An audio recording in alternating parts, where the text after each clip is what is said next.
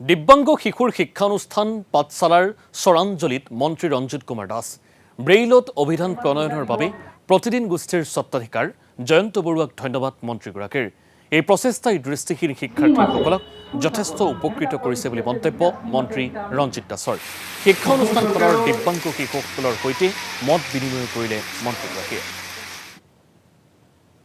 প্ৰতিদিন কাকৰৰ স্বত্বাধিকাৰী জয়ন্ত বৰুৱাই যেনেকুৱা বেইলি সৃষ্টি কৰাৰ পিছত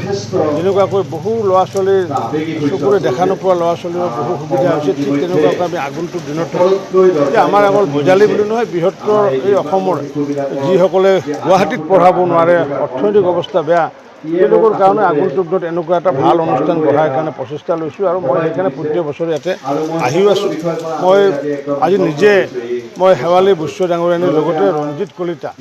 তেওঁৰ যি পত্নী তেওঁৰ যি স্বামী তেখেতকো মই অভিনন্দন জনাইছোঁ।